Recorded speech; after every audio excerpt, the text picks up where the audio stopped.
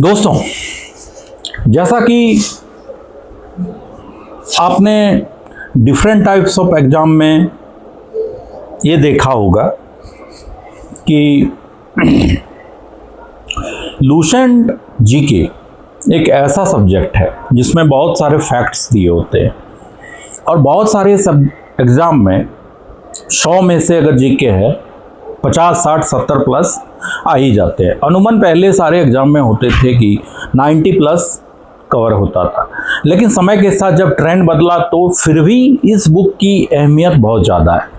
तो इसी बात को ध्यान में रखते हुए लूसेंट का जो सीरीज़ है ऐसे चलेगा, तो मैं वही चीज़ बताऊंगा जो चीज़ एग्ज़ाम ओरिएंटेड आपको पढ़ना है, इम्पोर्टेंट सारी चीज़। तो इसी में आगे हम लोग चलते हैं इतिहास का सेक्शन में। तो इतिहास का सेक्शन में सबसे पहले इंट्रोडक्शन में है कि भारतवर्ष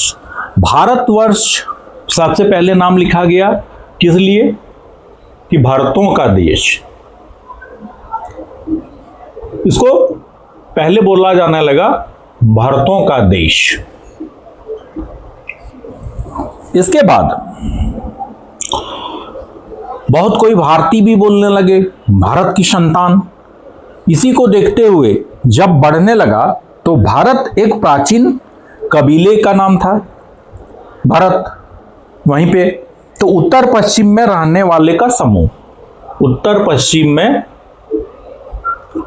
रहने वाले का समूह, ये आप राइट डाउन कर सकते हैं, ऐसा भी पूछा जा सकता है। पहले बेसिक इंट्रोडक्शन में ये जरूरी है, ठीक है, इसलिए मैं राइट डाउन कर दे रहा हूं। तो ये इसका उल्लेख कहां मिलता है? तो इसका उल्लेख मिलता है ऋग्वेद में, ऐसा बोला गया है, ऋग्वेद में ऐसा बोला गया है। इसके बाद जम्बू द्वीप बोला गया। जम्बू मतलब जामुन का पेड़, और उसका जो टापू होता है जामुन का पेड़ से भरा हुआ। जामुन का पेड़ देखते हैं ना कि उसका जो लकड़ी होता है ना, जितना पानी पड़ता है वो इतना स्ट्रांग होता है, बहुत ही मजबूत टाइप का वो लकड़ी होता है। तो चलिए देखते हैं। अब जम्बू द्वीप बोला गया, लेकिन जब समय के साथ साथ प्राचीन भारत में ये चीज होने लगा तो प्राचीन ईरानी सिंधु नाम से जोड़ने लगे।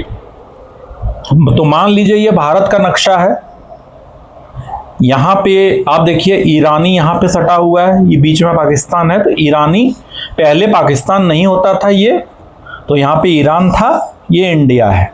तो यहाँ पे आते थे ट्रेड व्यापार के चलते ईरान, तो उसको ईरान में रहने वाले को ईरानी बोला जाता था। तो वो लोग जब यहाँ पे आया तो उन्होंने इसका नाम दिया सिंधु। क्या नाम दिया? सिंधु। क्यों? क्योंकि यहां पे देखिए आपका इंडस वैली सिविलाइजेशन है, हड़प्पा संस्कृति जिसको बोलते हैं। तो यहां पे सिंधु घाटी सभ्यता, तो इसी के नाम से सिंधु दिया जाने लगा। ये किसने दिया? ईरानियों ने। लेकिन ईरानियों ने इसे और एक नाम दिया। क्या दिया? इंदे। किसने दिया? ईरानियों ने दिया। इंडस, इंदे, इस तरह का नाम दिया गया। इसके बाद अरब वाले जब आए तो इसको नाम दे दिया हिंद। अरब ने नाम दिया हिंद। हिंद देश के निवासी सभी जन एक हैं, ये सुने कि नहीं?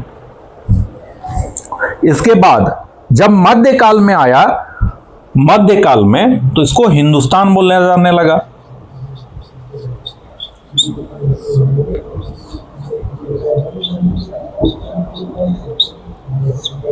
मध्यकाल में हिंदुस्तान बोला जाने लगा। इसके बाद यूनानियों ने इसे इंदे भी नाम दिया, जैसे ये नाम दिया यूनानी ने। इसके बाद है कि जब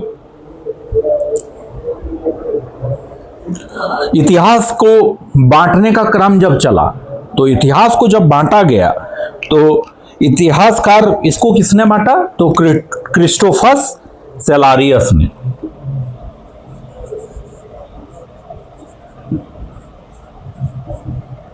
इसको आप लिख सकते हैं, पूछ सकता है।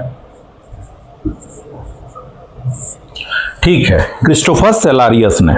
और धीरे धीरे भारत का जनसंख्या का निर्माण जो हुआ, नस्ल का जो निर्माण हुआ, तो किस आधार पे हुआ?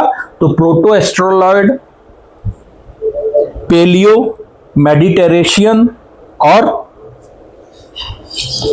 काकेशॉयड, और उसके बाद निग्रॉयड और मैंगेलॉयड, इस टाइप का डिवीजन से ये बना। इतिहास के 3 भागों का जो बांटने का श्रेय है, तो ये तो मैं बता दिया, जर्मन इतिहासकार, इन्होंने ही बांटा, जर्मनी के थे ये, क्रिस्टोफरस सेलारियस। इसके बाद धीरे धीरे जब हम लोग प्राचीन भारत में एंट्री करते हैं, तो हम लोग देखते हैं कि और क्या हुआ। ये लूसेंट के नजर से देखा जा रहा है, ठीक है, क्योंकि एग्जाम में हाईली डिमांड ल्यूसेंट का रहता है कम समय में, तो उसका मैंने सोचा कि वही चीज बताया जाए जो चीज एग्जाम में पूछा जाता है। तो जब प्राचीन इतिहास का बात आता है, तो इतिहास जानकारी के आधार पर 4 स्रोत से लिया गया है। एक है धर्म ग्रंथ, पहला सोर्स। दूसरा, पहला तो धर्म ग्रंथ हो गया, दूसरा हो जाएगा ऐतिहासिक ग्रंथ, जो यहां पर ऐतिहासिक ग्रंथ हैं उससे। तीसरा है विदेशियों द्वारा विवरण, विदेशी जो यहां पे स्कॉलर आए, उन्होंने जो देखा उसके वो बताया, जैसे फाहियान आया, वैनसांग आया, और भी कहीं आए, इब्ने बतूता, बगल में जूता पहनने तो करता है फुर्र, वही है ना, तो इब्ने बतूता भी आए, अल-बिरूनी आए। तो सबने अपने विजन से भारत को देखा और डिफरेंट टाइप का बोला कि ये है, फलाना है, ढिमका है, ये पाया है, ये है, ठीक है। तो वही चीज बताया गया। तो समय के साथ साथ अब क्या है, पुरातत्व संबंधी साक्ष्य। इसके बाद जब पुरातत्व साक्ष्य जो जुटाया गया, उससे ये पता चला, पुरातत्व संबंधी साक्ष्य, इसके द्वारा भी पता चला। धीरे धीरे अब लूसेंट में लिखा गया है, ठीक है। धीरे धीरे अब क्या हुआ कि भारत का सर्वप्राचीन धर्म ग्रंथ वेद जो था, उसका संकलन करता प्राचीन धर्म ग्रंथ वेद संकलन करता किसे माना गया? महर्षि वेदव्यास, इनके द्वारा लिखा गया। अब धीरे धीरे जब समय बदला, ठीक है, वेद में, इसी में जब वेद लिखा गया, तो इसी में क्या है, वसुदेव कुटुंबकम का उपदेश, कुटुंबकम का उपदेश दिया गया, इसी में लिखा हुआ है। और उसके बाद वेद यहां पर जो टर्म आया, ये 4 भागों में किया जाता है। पहले ऋग्वेद, ठीक है, इसके बाद ऋग्वेद, फिर यजुर्वेद, सामवेद, अथर्ववेद। यजुर्वेद, सामवेद और अथर्ववेद।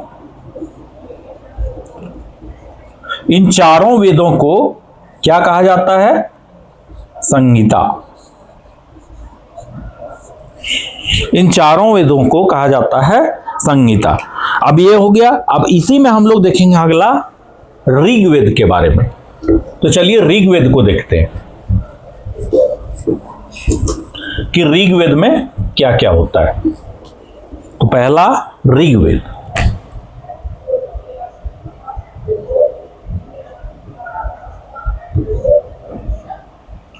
ऋग्वेद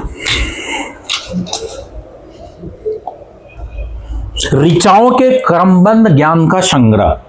ऋग्वेद क्या है? तो ऋचाओं के क्रमबद्ध ज्ञान का संग्रह। तो यह क्या कहलाता है? ऋग्वेद। ऋग्वेद में 11 मंडल हैं, 11 मंडल। इसके बाद सूक्त, तो 1028 सूक्त। इसके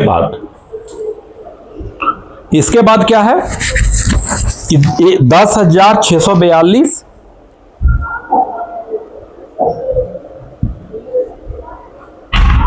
अध्याय।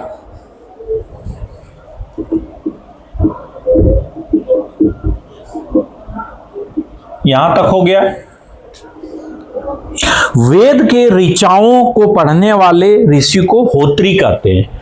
अब यहां पर जो ऋचाओं है, इसको पढ़ने वाले ऋषि को होत्री, ये आप लोग राइट डाउन कर सकते हैं। ऋषि को होत्री कहलाते थे।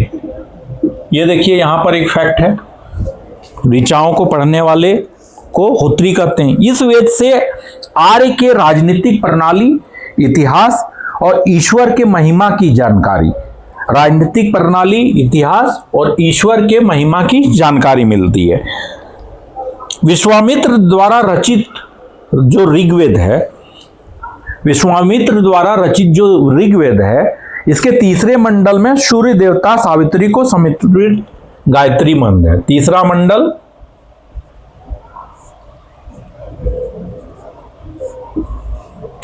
सूर्य देवता सावित्री को समर्पित गायत्री मंत्र। कौन सा है गायत्री मंत्र? ओम भूर्भुवस्वः तत्सवितुर्वरेण्यं भर्गो देवस्य धीमहि धियो यो नः प्रचोदयात्। ये जो हम लोग बोलते हैं वो चीज। इसके बाद 9वें मंडल में देवता सोम है। 9वां मंडल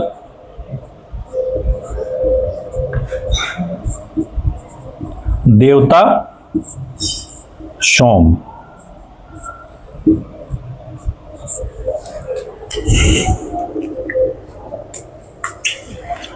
इसके बाद ऋग्वेद का सबसे बड़ा मंडल 10वां मंडल।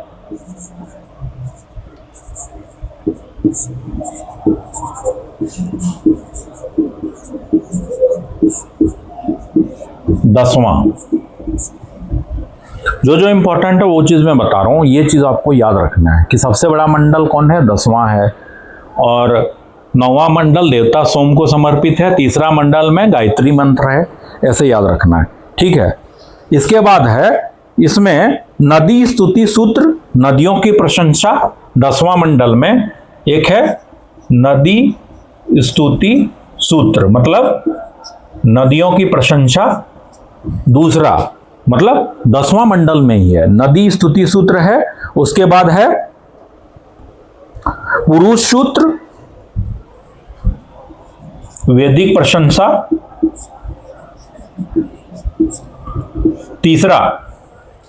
दूसरा हो गया पुरुष सूत्र, मतलब समाजशास्त्र, वैदिक समाजशास्त्र। उसके बाद है नासदी सूत्र।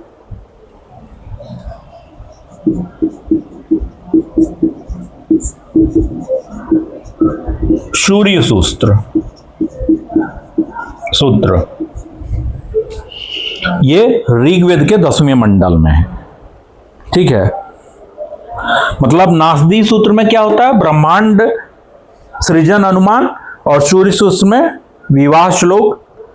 इसके बाद ऋग्वेद में अघन्य शब्द का प्रयोग किया गया है, मतलब गाय से रिलेटेड उसको क्या कहा जाता था? अघन्य, ठीक है। सॉरी, नामावतार 3 पग व्याख्यान, मतलब भगवान विष्णु जो वामनावतार किए थे, इसका जो व्याख्यान है वो प्राचीन ऋग्वेद में है। वामनावतार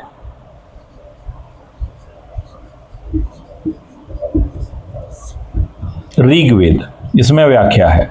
इसमें क्या हुआ था कि राजा बलि को जब आए छाता लेके कि भिक्षाम देही, तो बोला क्या चाहिए? धन है, दौलत है, ये है। बोला हमको वो सब कुछ भी नहीं चाहिए। तो बोला कि अब क्या चाहिए? ब्राह्मण है, खाली हाथ नहीं जाएंगे। तो बोला कि हमको बस 3 पग जमीन दे दिए। तो राजा बलि के पास बहुत सारे जमीन जायदाद ये, तो बोला कि जब इतना छोटा ब्राह्मण है, 3 पग जमीन कितना लेगा, 1 2 3 ले लिए। अब उनको क्या पता है कि यह साक्षात नारायण भगवान है। 3 पग मतलब एक आकाश पाताल। अब पहले लास्ट में फिर बच गया सीट वैकेंट कि बोला लीजिए महाराज ब्राह्मण देव 3 पग। तो बोला ठीक है राजन दीजिए। पहला पग में पूरा पृथ्वी नपा गया, दूसरा पग में आकाश नपा गया। अब बोला कि 1 पग तो बाकी है राजा। अब वो सोचने में बिजी हो गए कि प्रभु अब क्या करें। तो बोला कि आप दीजिए, आपका वचन खाली नहीं होना चाहिए। अब 3 पग दिए वचन। तो बोला ठीक है आप मेरे माथा में रख दीजिए। तो उनके माथा में दे रख के नीचे ये करके, तो वही है वामना अवतार। ठीक है, ऋग्वेद में बोला गया है। ऋग्वेद के बाद किसका स्थान आता है? ऋग्वेद के बाद शतपथ ब्राह्मण का जिक्र है। शतपथ लग रहा है सुन के, शतपथ ब्राह्मण, शपथ ब्राह्मण ऐसे याद रखना है। शपथ ब्राह्मण, शपथ लिया तो शतपथ ब्राह्मण याद रहेगा। ऐसा ऐसा टर्म रखना चाहिए एक दो को। यूनेस्को के पुणे में एक भंडारकर है, ओरिएंटल रिसर्च में संरक्षित एक पांडुलिपियों को वर्ष 2007 में memory of the world register में शामिल किया गया है। तो ऋग्वेद के जो बारे में है इतना फैक्ट है। अब हम लोग आगे कंटिन्यू करेंगे। Thank you.